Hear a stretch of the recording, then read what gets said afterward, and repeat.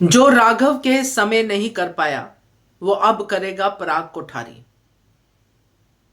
Kapil case में होगा अनुपमा के साथ और वसुंधरा के खिलाफ। नमस्कार दोस्तों, स्वागत है आपका आपके अपने चैनल हंग्री स्पिरिट्स में। हंग्री स्पिरिट्स देख रहे सारे दर्शकों का मैं अंजू शर्मा दिल से स्वागत करती हूं।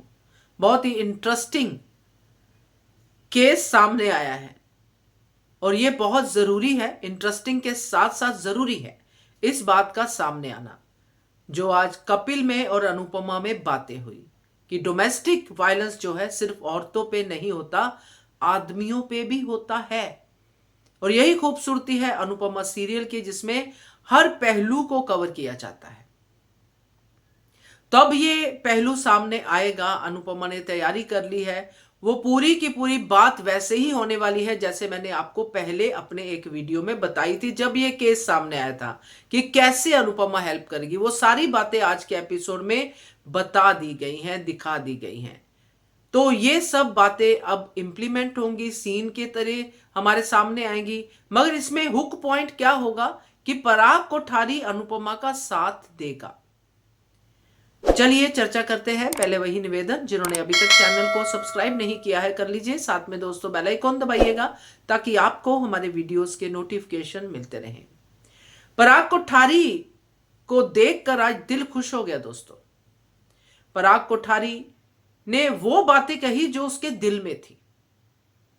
गौतम को लेके भी उसने वो बातें कही कि पता नहीं क्यों बा गौतम को झेलती है। ये पता नहीं क्यों का भी बहुत जल्दी आंसर मिलेगा हम लोगों को, क्योंकि ये बहुत बड़ा क्यों है। मगर यहां पे एक बात जो पराग कोठारी ने क्लियर की कि वो गौतम को घर से बाहर निकालना चाहता है जल्द से जल्द। दूसरा, कीर्ति कैसी है, कीर्ति बचपन से ही ऐसी है, ये दिखा दिया और बता भी दिया पराग कोठारी ने। इसका मतलब यह है कि वो आंख बंद करके जैसे वसुंधरा कीर्ति पे विश्वास कर रही है, पराग कोठारी नहीं करेगा। पराग कोठारी अगर आज की तारीख में आंख बंद करके किसी पे विश्वास कर सकता है वो है अनुपमा, क्योंकि अनुपमा की आंख वो देखती है जो नॉर्मल इंसान नहीं देख पाते। क्योंकि यहां पे अनुपमा किसी पीड़ित महिला का नहीं बल्कि पीड़ित आदमी का राज खोलने वाली है। यहां पे अनुपमा का क्या फायदा है, क्या नुकसान है, ये वसुंधरा कोठारी बताएगी। मगर पराग कोठारी बताएगा कि ये जो भी कुछ अनुपमा जी कह रही हैं ये बात सही है, कीर्ति ऐसा कर सकती है। तो बातें तो अब होंगी ही, क्योंकि अनुपमा तो अब चीजों को जब सॉल्व करने पे आती है तो सॉल्व करती है। तो यहां पे पराग कोठारी का पक्ष दोस्तों बहुत ही प्यारा होगा। मुझे बड़ा इंटरेस्ट है पराग कोठारी का पॉइंट ऑफ व्यू इस मामले में जानने का, क्योंकि पराग कोठारी पहले देख चुका है कि पंखुड़ी ने राघव के साथ क्या किया और वसुंधरा कोठारी ने राघव के साथ क्या किया। एक ऐसा शख्स जिसने उनकी बेटी को हाथ तक नहीं लगाया, उसको इस जुल्म में 20 साल की कैद भेज दिया, उसी बेटी के कत्ल के इल्जाम में, जो कि कत्ल हुई ही नहीं। इतना बड़ा अन्याय वसुंधरा कोठारी पहले ही कर चुकी है, जिसपे पराग कोठारी अपना रोष दिखा चुका है, अपनी नाराजगी दिखा चुका है। मगर मां है इसलिए वापस आ गया, फिर से जिंदगी शुरू कर ली। मगर फिर से वो राघव केस पराग कोठारी अपनी आंखों के सामने होने देगा? क्या यहां पे पराग कोठारी सवाल नहीं उठाएगा कि आपने तो पंखुड़ी के टाइम पे भी ऐसा ही किया था, पंखुड़ी पे आंख बंद करके विश्वास किया था, वही आप कीर्ति के टाइम पे कर रही हो? तो यहां पे एक और सवाल आ सकता है कि जब पंखुड़ी पे विश्वास कर सकती हो, कीर्ति पे विश्वास कर सकती हो, तो जिसके साथ सचमुच इसी छत के नीचे इससे भी ज्यादा टॉर्चर किया उसके पति ने हमारी बेटी को, मेरी बेटी को, पराग कोठारी कहेगा तब आप कहां थी मां?